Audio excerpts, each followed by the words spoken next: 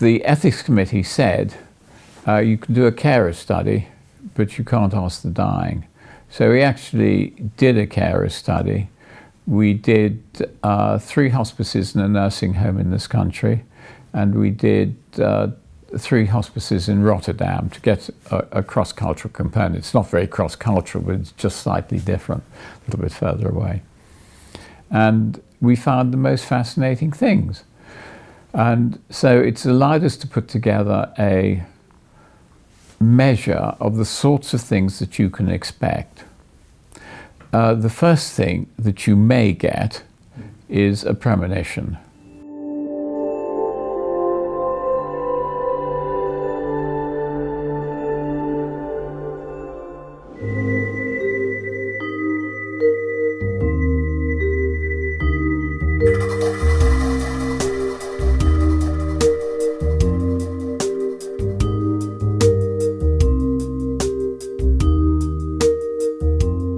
Dr. Fenwick, you are a neuropsychiatrist and you are an expert in near-death experiences and end-of-life phenomena.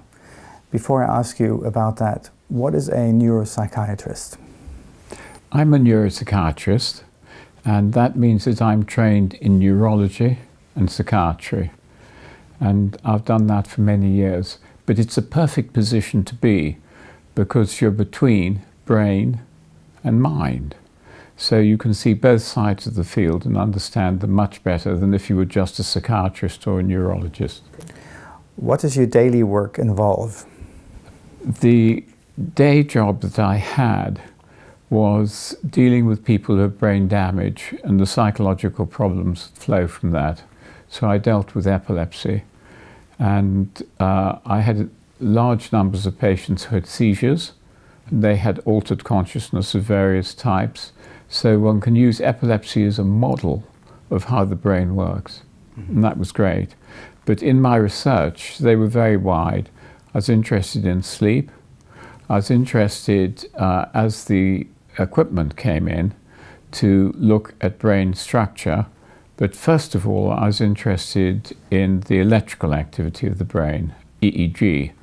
And in fact, one of the first papers I wrote was on George Harrison. Do you remember George Harrison, the Beatle? Mm-hmm. Well, he very kindly came along to our lab, and I took his EEG when he was meditating, because he had been to see the Maharishi and so on. And he was one of the first meditation records that I got. Mm-hmm. So that then became an interest of mine. So meditation and unusual experiences, spiritual experiences, I studied. And then I became interested in the near-death experience, and that led on to an interest in dying and how we die. In broad terms, what can we learn from these scans?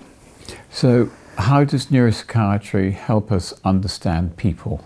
Yeah. It's very good because you get both sides of the picture. You can understand what's going on in their brain, and you can understand what's going on in their minds. So you've got a really quite a close correlation between those two things. But it also directs you straight to the fundamental question of our time, and that is, what is consciousness? Is it all brain? Is it outside of brain? Because William James, way back at the turn of the century, said that consciousness was outside and the brain filtered it, as many people have done since then. Mm-hmm. Whereas others, and the main thrust of modern science is to ignore that and to say, no, it's all brain function. Mm-hmm. My own view is that's too limited. Mm-hmm. I don't think it is for a minute. Yeah. How did you get involved with near-death experiences? Near-death experiences I thought was rubbish, absolute rubbish. It only happened in California, and it would never ever cross the Atlantic. I knew that, and I said so. But when was that? Oh, that was way back in the late 1970s, just going into 1980. Until there turned up in my consulting room somebody who'd had a near-death experience. He'd had a cardiac catheter in one of our hospitals in London, which had gone wrong. And during the process, he left his body, watched the resuscitation, and then had a classical near-death experience. And so with this as an example, I was able to study them. And I came to the conclusion that they really happened, and they had a lot to teach us. So I had to shift my position from rubbish to really interesting. Mm-hmm. How did you go about studying these phenomena? First of all, I took individual cases when I came across them and looked at those from the point of view of what the people experienced. And I set up a number of studies. Some of them I was allowed to do and others I wasn't. For example, in one of the hospitals that I was in, I wanted to study people in the intensive care unit and see if they had near-death experiences during their time. And when I put it to that hospital's ethics committee, the man who ran the intensive care unit said, "None of my patients will have experiences like that. It's a waste of time." And so I couldn't do that one then. So I went the other route, and that was to study the experiences that people had had. And I was very lucky because in '87, I did a television documentary in this country. And following it, we got 2,000 letters. Do you remember letters, those things you open, you know, not an email. So we got 2,000 of those. And that gave us a huge database. So I took the best ones, best meaning the most like an NDE, and sent questionnaires off to 500 of them. And that became a sample. And I learned a lot of very important things from that. Firstly, this sample will never be repeated again because 98% had in fact not heard of NDEs when they had their NDE. So that automatically rules out suggestion and things like that. So it was very different. The next thing I learned was that when you looked at what caused the NDE, it was very, very wide, from cardiac arrests right through childbirth, illnesses, going even wider than that. And you come down at the end to people who would be sitting in front of their fire one evening and they would have a near-death experience. They got all the phenomena, and if they filled in any of the rating scales, they were rated as a near-death experience. And so I learned that they are common in our society, and the fact that they are associated only with things like cardiac arrest, I think was a lot due to the work which ourselves and Bruce Grayson in America was doing. And that was to say, okay, we want to study near-death experiences, well then we want to know what the brain state is. Now, how do you know what the brain state is when a woman is having a baby? You can't, it's far too variable. And during an illness, it's also too variable. So I took what I thought was the most sensible when the brain was not working. So I took the near-death experiences which occurred during cardiac arrest. And so we spent a number of years looking at that. So this was a large sample. Did you get the whole spectrum of near-death experiences? I think it was pretty nearly the whole spectrum in our culture, because you have to say that there are certain fundamentals which are culture specific. For example, tunnels and light tend to be seen a lot more in Western experiences than they do in some of the Eastern experiences.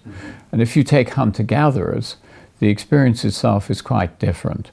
For example, there's some nice, simple near-death experiences from hunter-gatherers, and here's one example. A man had a near-death experience. He got into his canoe and he paddled for 3 days till he came to an island. This is his near-death experience. He didn't actually do this. And in the island, he then had the sort of experience of an ideal place like the near-death experiences do. So his was quite different. And don't forget the Japanese, when they go, they don't actually go down a tunnel usually. They usually come to a dark river. which they have to cross, and they have to find a boatman to take them across, that sort of thing. So there are cultural differences, and I think one has to realize that and accept it. Is that dependent on your worldview, on your background? Yes, the reason for there being cultural differences is very wide. It's definitely worldview, it's definitely religious upbringing, and it's definitely the culture that you're in. All these things impact on it. What do you think is the value of NDE research? I think that they have two important values. One is that they have to be at the cutting edge of research into consciousness. And one of the things that we're learning is that very powerful experiences change people who have them. And so people who have near-death experiences are changed because of them. And so that's an interesting fact which we need to look at. The phenomenology of them gives us some idea about the nature and structure of consciousness. So from that point of view, they're extremely good. And because they've come to be associated, but I've pointed out that this is just an association, they're much wider than that, with cardiac arrest and actual death experiences, are they a good model of how we die? Mm-hmm. So from all those reasons, I think they're very important. Do you think that near-death experiences provide some kind of proof that consciousness can exist without a brain? Is consciousness independent of the brain? That's a very wide question. Mm-hmm. And I wouldn't look... Or could exist. Can consciousness exist without a brain? Yes. Well, we'd have no way of knowing, would we? So the question is a good one. I'd formulate it slightly differently. I would say, are the mechanists right?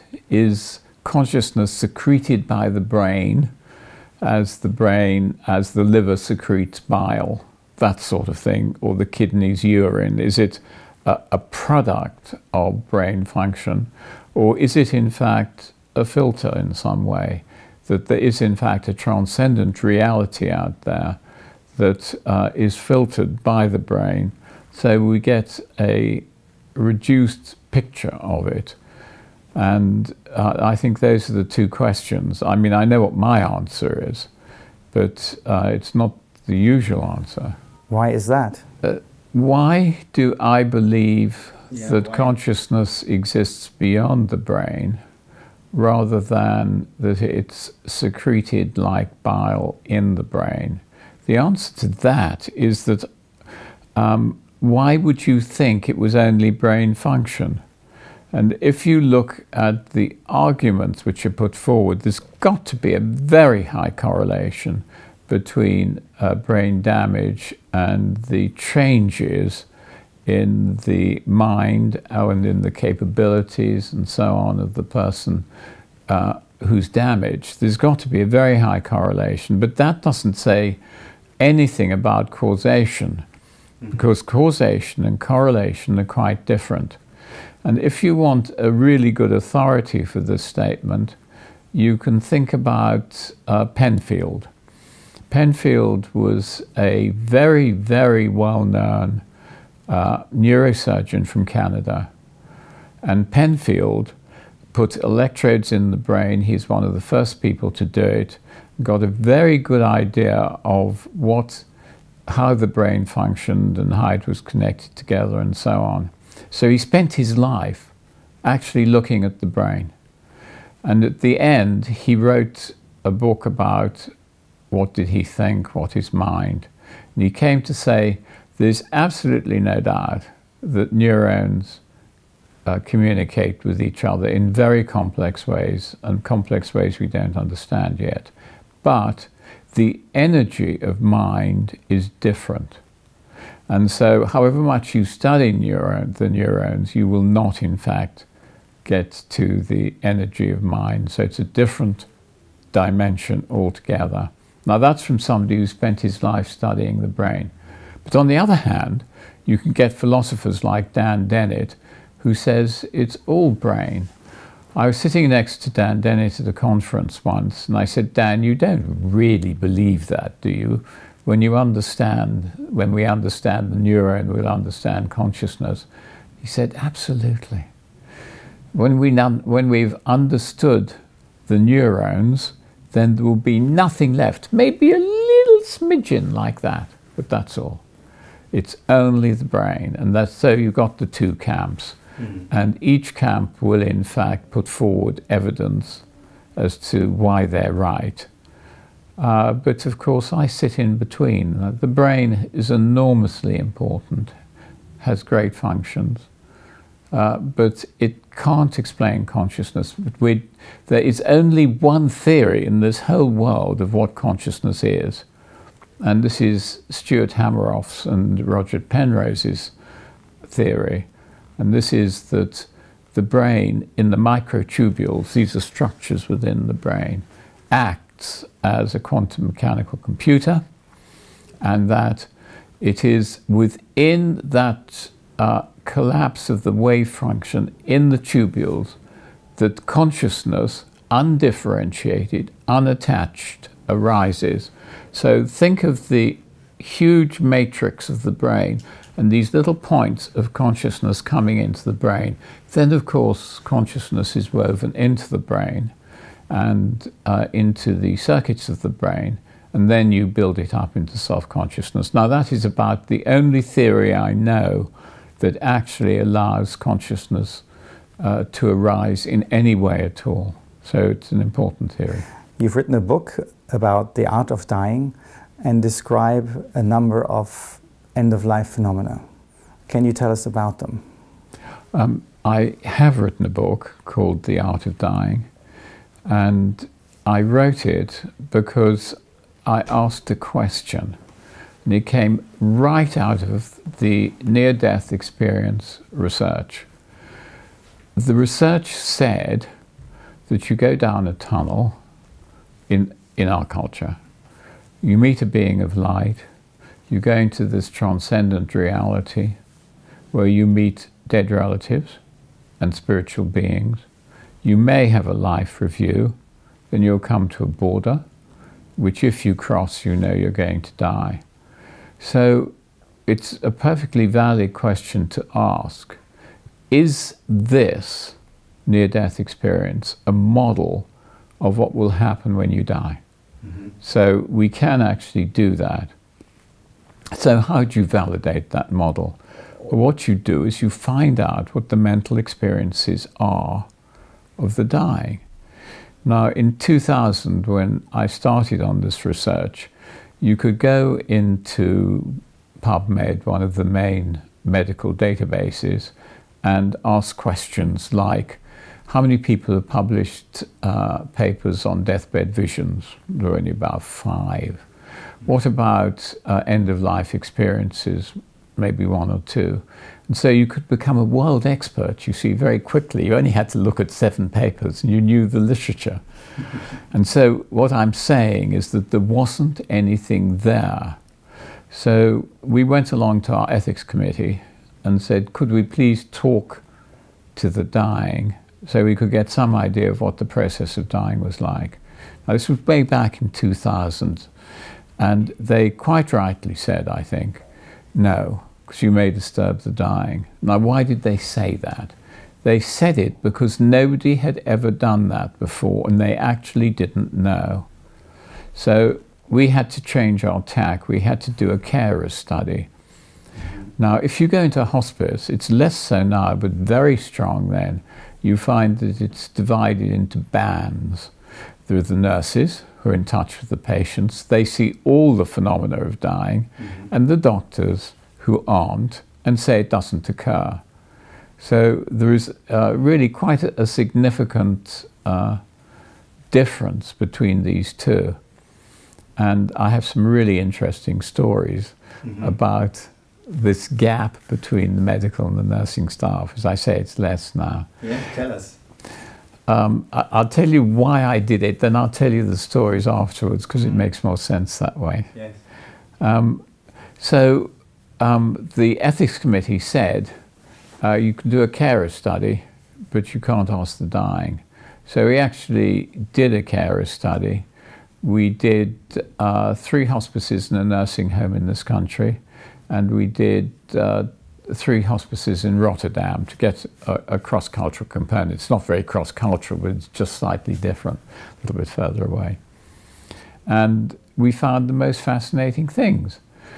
And so it's allowed us to put together a measure of the sorts of things that you can expect. The first thing that you may get is a premonition. And that means that you know you're going to die. So before you get the diagnosis, you learn in a dream, maybe, or it suddenly comes to you that you're going to die soon. This is the patients or the relatives? No, the patients. The Dalai Lama says all of us know 2 years before we're going to die that we're going to die. So we're given that information. And if you look in his book to see how we know, he says 2 things, one of which I can understand slightly, and that is that our behavior changes. And the other is that our breathing changes. Well, I don't know what he means by that, but I can see that one's behavior may change. You may get the feeling that you're going to die, and then of course your behavior will change. But he says it's very common. In fact, it's everyone. We didn't find that. We felt it was not common, but not so rare that we couldn't pick up occasional cases of it. The next thing that happens is that a few weeks before you die, you get deathbed visitors. Now, what's a deathbed visitor? They are relatives who come to you, and they do it in a specific way. They may stand outside the room in which you're dying, or they may come into the room, and that's quite common. You, of course, will talk to them, and then a number of them will sit on the bed and talk to you. Why do they sit on the bed? Because it's enormously comforting to you to have somebody sitting on a bed. I mean, if you've ever had an ill child, you know you don't just stand up and talk to it. You go and sit on the bed and hold its hand and so on. Well, the relatives can sit on the bed. And we took 100 deathbed visions and analysed them for content. And we found that the commonest people who come are first-degree relatives. Mother and father are commonly seen. Dead spouses are quite common, but we also, in fact, found that brothers and sisters come. People you don't know, occasionally. Animals, not many. Sorry about that. Your cat or your dog is not going to come along. So it's mainly first-degree relatives. And we also found in our sample that spiritual beings were seen. Now, the spiritual beings behave slightly differently from the relatives. They tend to either wait outside the hospice, and they're seen through the window, or they may come to the door, and some of them come in. Now, I must point out that there's a big cultural element, because a paper published from the Bible Belt of America showed that angels were seen very commonly.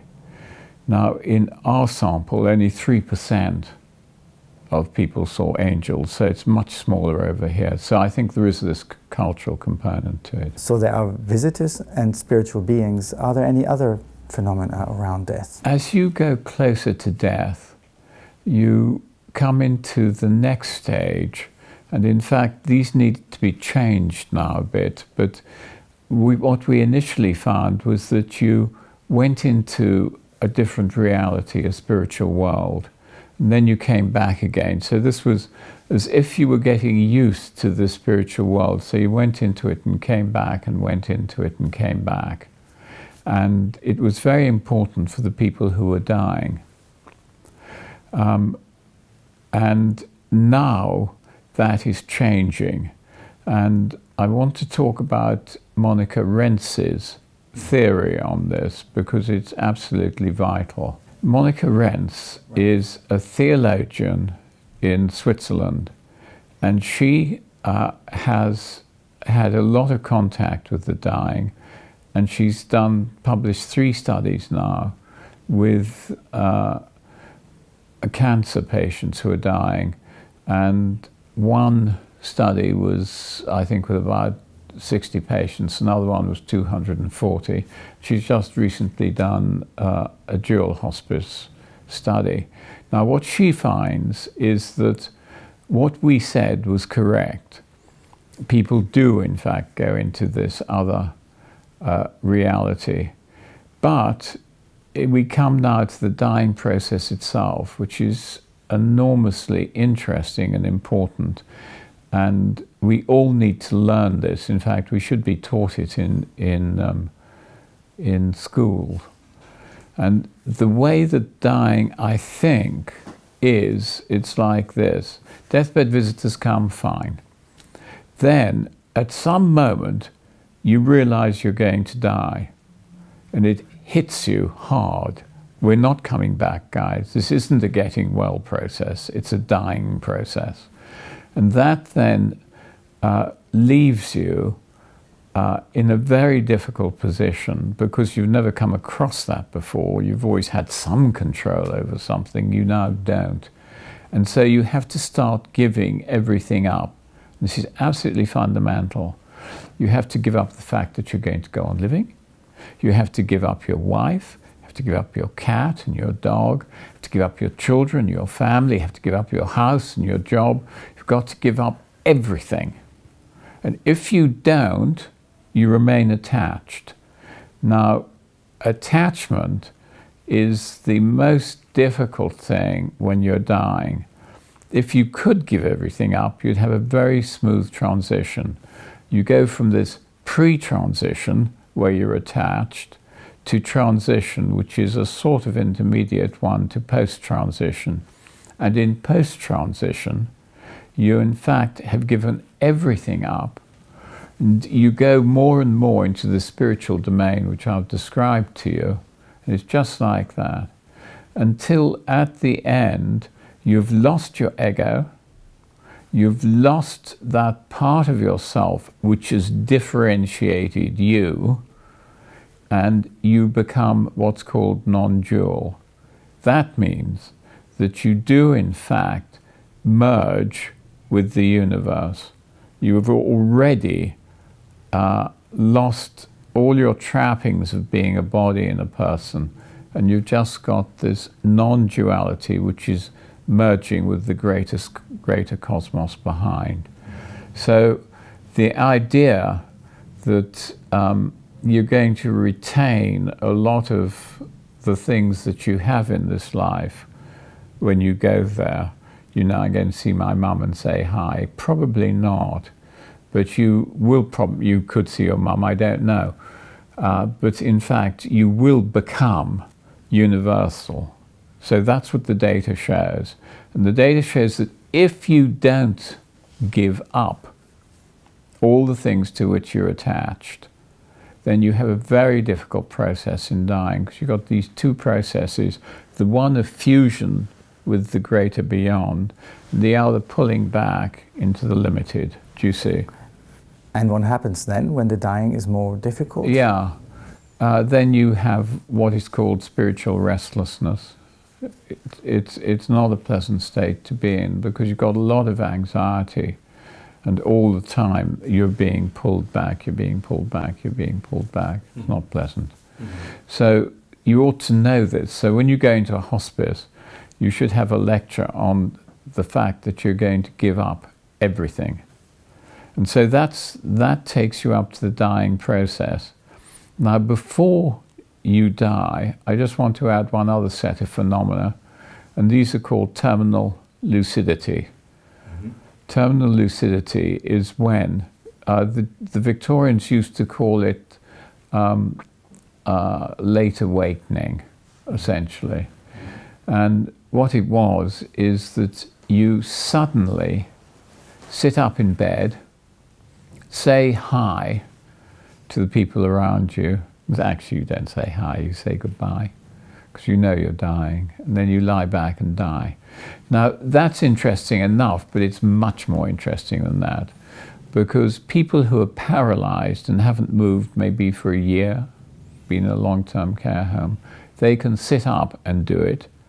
So for those few moments, the central nervous system seems to work again appropriately. But more interesting than that to me is the people who have Alzheimer's disease and have in fact lost their memories many years back and just been in a care home, will sit up, recognize their friends, say goodbye, sometimes meet their dead relatives, and then lie back and die. So that's a real question for science, because how can you do these things if one just takes the argument that the brain secretes consciousness? Because it has to get its whole secretion process going again, do you see, like that, just before you die. It doesn't seem totally reasonable. So then you die. Now, the show's not over. It's over as far as you're concerned, but it's not as far as your relatives are concerned, because many people who have a close relationship will then can make a visit. And this is important because as you come up to death, you can actually put off your dying for a bit, because sometimes some of the deathbed visitors you have say, I'm going to come back on Tuesday, and you'll die then. But remember that we've got two sorts of narratives running. One is where you have more control than you probably actually do. So you can remember that you can negotiate with your relatives if you want to live a little bit longer. But when you actually die, if you have a drive, say, to go and see a daughter or a son who couldn't be there with you, then you can visit. And the visit is very specific. We've got a lot of these and we've analyzed them. And they occur at the time of death. 99% are all within half an hour. Most are at the actual time of death. And it depends on the mental state of the person who receives the visit. If you receive the visit and you're awake, then it will be a feeling that somebody you know is dying, the feeling that they would like some help in some way, or you feel some catastrophe is occurring. Those are the sorts of feelings you have. If, on the other hand, you're asleep, then it's quite different. You get a narrative dream, and here's an example of one. A woman woke up. I think she was actually in a narrative dream, and she saw standing at the end of the bed her son, and her son was dripping wet. And her son came closer and closer to her, and as he came closer, he came into the light and became transfigured. He gave her a message, which many of them do, and said, "It's okay, please don't worry, I'm all right." And then the whole thing faded. Now, the interesting point is that she's in Australia and he's in England. And when she can, when the time zones adjust, she rings up and she finds that, in fact, he was drowned at that time in England. And so there was a component of what was happening in that he had wet clothes, and then his transformation and disappearance at the end. So that's not an unusual story. Sometimes they just come and give their message, which is always, "I'm okay, please don't worry," and then move on. So those are called deathbed coincidences. Now, in our series of these, 45% of the people who had them didn't know the person was dying. So you can't in any way, again, blame expectation in very nearly half the cases, and I don't think actually anticipation of somebody's death is a good explanation at all. So that's deathbed vision. Now, there are other phenomena which happen around the time of death. And these are light in the room. Light in the room is fascinating. It can be very strong and behave like a real light. In other words, the room can flood with light, can flood out of the door. Experienced by the relatives? Only by the relatives, into the corridor, and then people can pick it up. And we had one account of the person woke up at night, found the light shining into the room, thought she must have left the corridor light on, got up and saw it was streaming out of her aunt's bedroom. Her aunt was dying, went in. And when you go into this light, it's always got the spiritual quality to it, and she reported that. And she sat down quietly by her aunt, who slowly died, and as she died, the light faded. The light fading with death is very common. So the next thing that can happen at the time of death, incidentally, when I say common, in our series, about 35% of the nurses reported light in the rooms of the dying and in their conversations with the relatives. But it's a little bit more complex than that, because I've spoken to relatives where there's been a brother and a sister, and one of them will have seen it and the other one may not. So I think it's going to be an interaction between the person and what's going on in the dying process. So that's light. Next thing is shapes leaving the body. Again, really quite common. Lots of stories of that, and they describe it as, first of all, some people will describe a sort of mirage type thing that they see coming up. It's a sort of change in the atmosphere. And the other thing is that it can look like smoke arising, or it can have a definite form to it. And they're all variations on the theme. And it's very much how the Tibetan Book of the Dead describes these last phases of dying. They describe a mirage, they describe smoke, and then they go into orange sky and white sky, which is something slightly different, but it's a stage further down the line. So shapes leaving the body, quite common. Light and transformation. Then clocks stopping.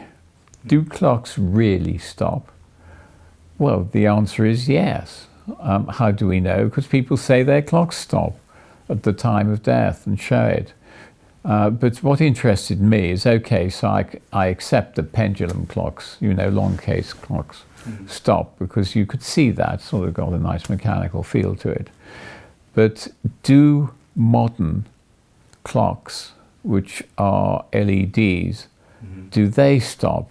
What do? They turn the light out or what? And we got one or two accounts, and this is a nice one. Somebody came up to tell the person who's died brother that he had died. When he went into his house, his brother came to the door and said, "There's no need for you to tell me, I know." And when I asked him how he knew, he said, "Look at the clocks." And they'd all stopped at the time of his death and were flashing his death time. That's the story. But you get a lot of these stories, watches stopping and so on. So clocks still seem to stop even in this modern era. The other thing is cats and animals howl at the time of death. That's quite common. Common enough for people to report it. And birds, fascinating. If you talk to people in hospices, they'll tell you quite often that birds appear on the windowsills of the people who are dying. I wish people would do simple experiments. You just need one camera, put it on the window of a person who's dying, and compare that with the window of somebody who's not dying. I mean, they're so easy, such easy experiments to do, and it's either true or it's not true.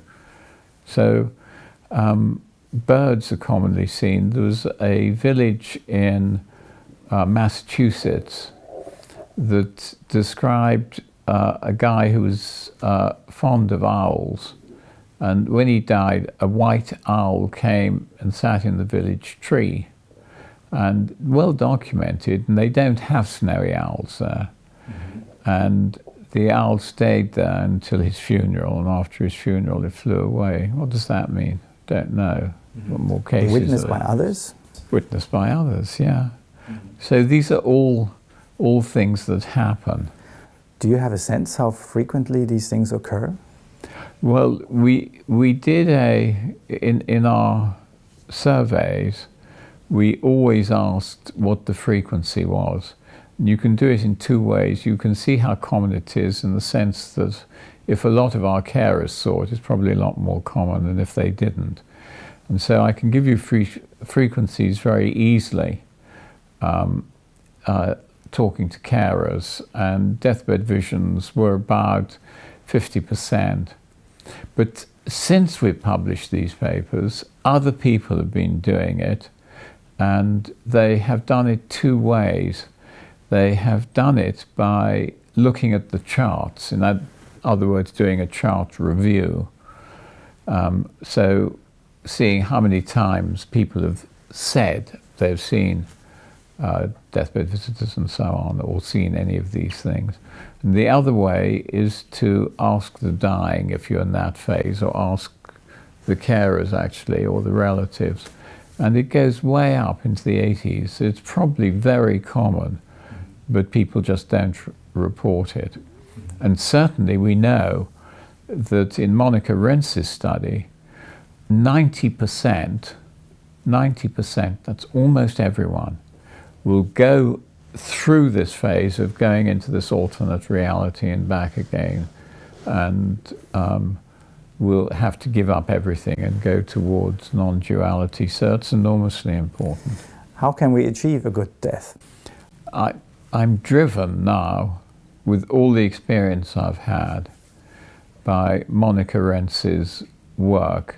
My work showed that you would go into this alternate reality, you would have your deathbed visitors, and then you would slowly come up to death, and many people would in fact then transcend.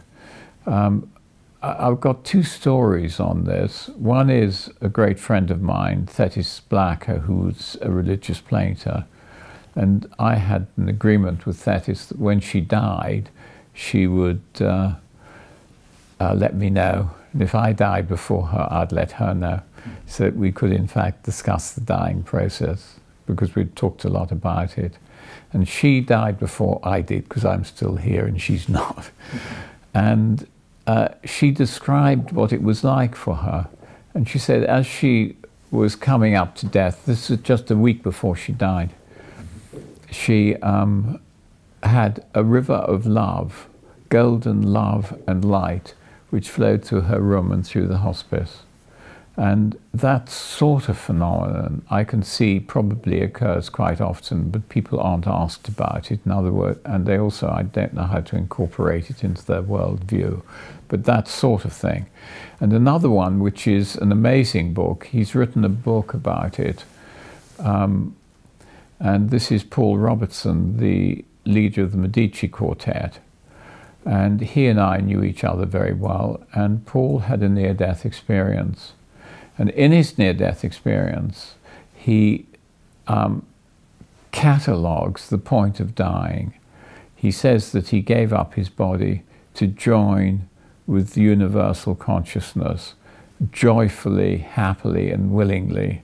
Do you see, he was unattached. And I think that's a very good description of the death process that we have now. Joyfully, lovingly, and willingly. And when he came back, he was able to talk about his near-death experience and the way that it had changed his life. And I had the same pact with Paul, that if I died before him, he'd come and be with me. But in fact, I was lucky because I was there the day before he died. And he was in and out of this sort of state, but unfortunately, I couldn't stay long enough, but his wife was there the next day. He was sort of going down into consciousness, unconsciousness, and he said to his wife, tell Peter Fenwick it's exactly as we've discussed. And then he died. Interesting. I mean, you can't get it much closer than that. So I think the picture that we have of dying from the evidence of dying people is actually quite good. And I think you have to think about giving everything up and then becoming non-dual and merging. Now, one of the interesting points about near-death experiences is that a number of them become non-dual. Now, what do I mean by that?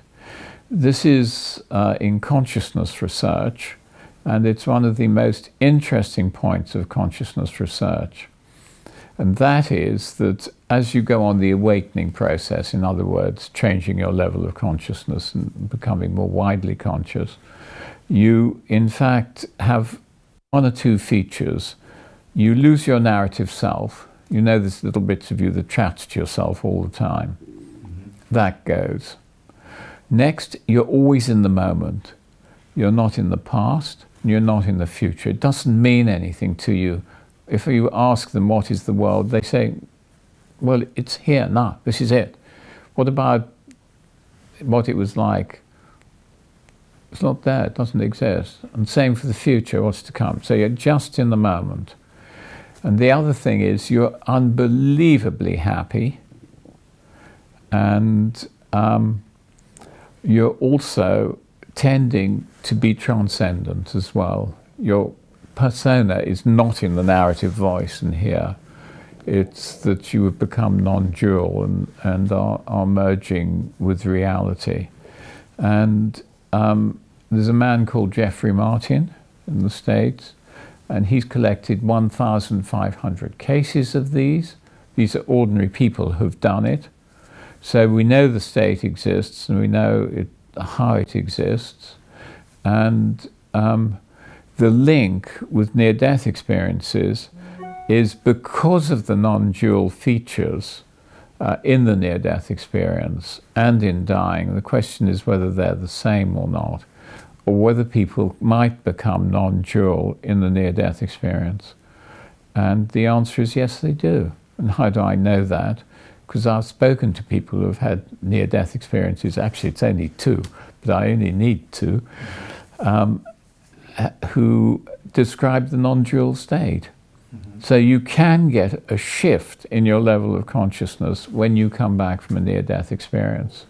So the idea that the near-death experience may have something to do with dying, and quite closely in terms of consciousness and the shifting consciousness, is beginning to come together in a really interesting way.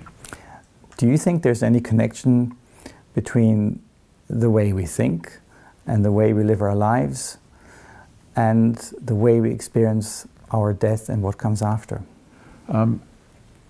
Is the sort of life you lead, does it influence in the way you die? Well, yes, it does, but you have to be very careful here, because we have accounts of people who've said it's all material. I'm just going to go into blackness. Nothing. And they say this beforehand. Beforehand. That's their belief structure.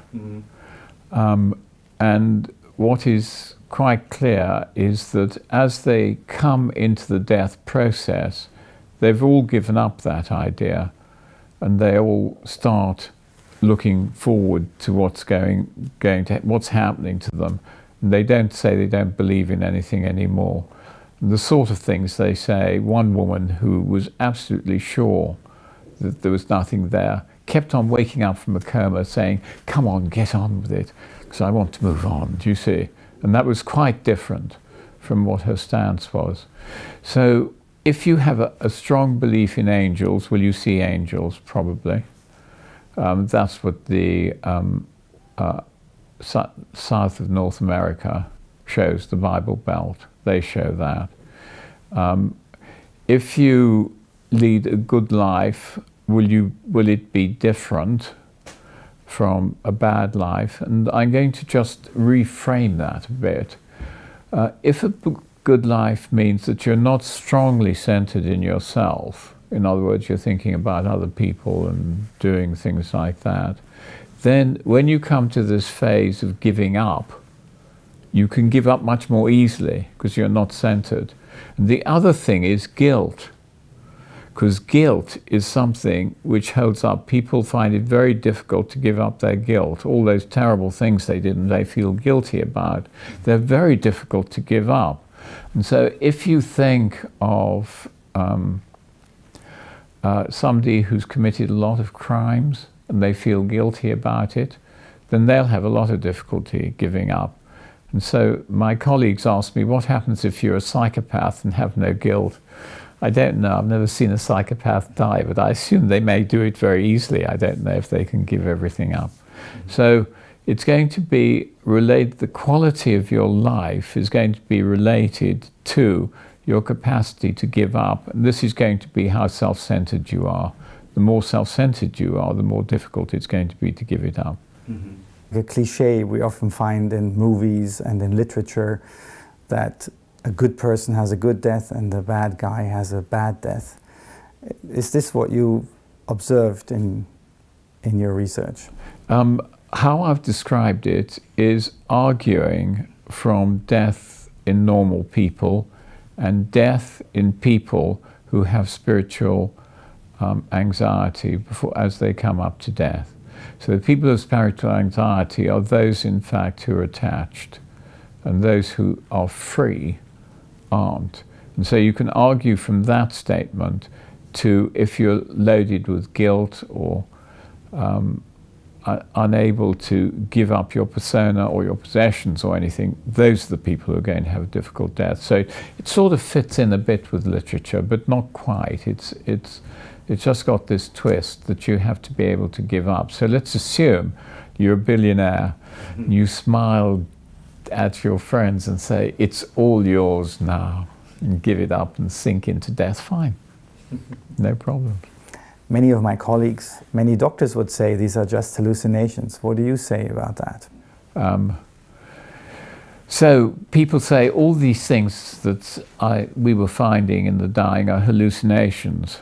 Well, this is terminology, isn't it? What is a hallucination? A hallucination is an experience that you have and nobody else does. So there are many hallucinations. So the fact that they're hallucinations really is saying nothing.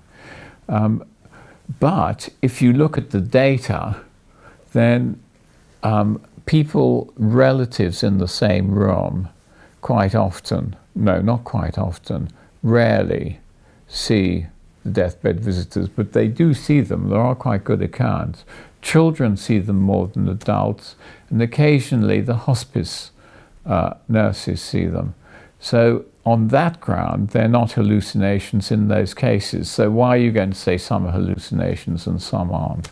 It doesn't make any sense. Calling them hallucinations mean that you're just keen to get rid of the topic. Now let's talk about something interesting. But they're not, it doesn't help. Yeah. There are also so-called hellish near-death experiences. What do you say about that? So some people report hellish experiences. I have a lot of difficulty with hellish experiences because in the ones that we took from our survey, or from the letters which people wrote, there was always a clear explanation of what a hellish experience was. I'll give you an example. This man had a near-death experience. He suddenly realized that he had left his body and was in a hellish realm. And there were loads of devils there, and they kept on pricking him and torturing him.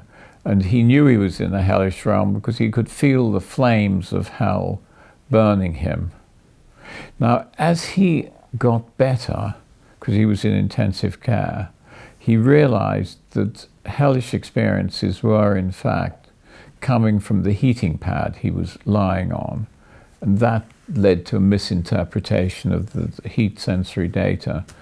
And the devils, so it's quite easy to see, because he said these were the nurses that were coming in and giving him injections and doing things like that.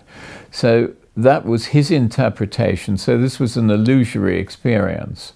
It was getting very close to something which is called an intensive care psychosis, because they are paranoid. They are where people are doing things which are horrible to you. And so it has a rational explanation. You don't have to postulate a hell. But the question is there a hell? Is there really a hellish realm that people go into? Well, not. I've had no death experience, no true death experience, in which people have reported that there's a hell. They just don't do it. Near-death experiences, in our sample, it was 4%. Now, that may be lower, because remember, ours was a letter-writing survey. And are you really going to write into somebody who's done a program on NDEs and say, I spent my NDE being punished and pulled by devils? Of course you're not. Mm-hmm. So we got probably an underrepresentation of that. But the ones that we had in our sample, I couldn't convince myself that they were of the same sort of order as near-death experiences. Now, other people think that I'm wrong there. Mm-hmm. So you can obviously interpret the data either way. So what have you learned from all this? Is there a special message for our culture? I think the experience that I have learned about near-death experiences and dying have a very strong message to our culture. I'm absolutely with the Dalai Lama in the first part. And he says any culture which sweeps death under the carpet and can't acknowledge it is a society which is greedy, because you're collecting things and you're going to have it. You can be angry with people because it means it's fine to have enemies. And they are very self-centered because they're going to live on to eternity. And if you look at our culture, it's got strong components of that. So I think the way that we medicalize death, sweep it away, don't talk about it, is producing a culture that is exactly one in which we deny our responsibility. Look, every 100 years we're all going to be swept away like that, but yet we won't talk about this. So that's point one. The next point is that we ought to start with children, telling them about what it's like to die. In fact, we're all going to die. Bring it out into the open and discuss it. One of my grandsons came down and he found that a dog had got into the garden and bitten the head off 2 of his hamsters. Now, he's confronted by death there.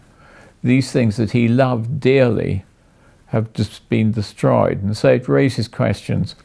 Do they all go to a guinea pig heaven? Or are we just all machines? What does death mean? Do you see these very fundamental questions? You get very early lessons. But if you go around a class of kids and say, how many of you have experienced a death? Many of them have had grandparents who have died. They know about it. So it ought to be on the school curriculum. We ought to teach them that death is a normal part of living. And in fact, you accept death when you accept birth. In fact, birth and dying are all part of the same continuum. And that it's going to happen to us. And it's nothing to be afraid of or fearful of. What you have to do is, like when you go into an exam, you want to be prepared for it. Well, when you go into the final exam of death, you want to be prepared for it. And then you can talk about the phenomena which occur and so on. But it's so important that we stop this process of sweeping it under the carpet. And do you know why we sweep it under the carpet? Because we don't die like we used to. If this was a Victorian family, I would already have 2 or 3 siblings that had died when young. We did no antibiotics, keeping the place clean and stopping infections was very poorly done. So people died, and kids particularly. So death was ever present. And so the Victorians were much better talking about it than we were.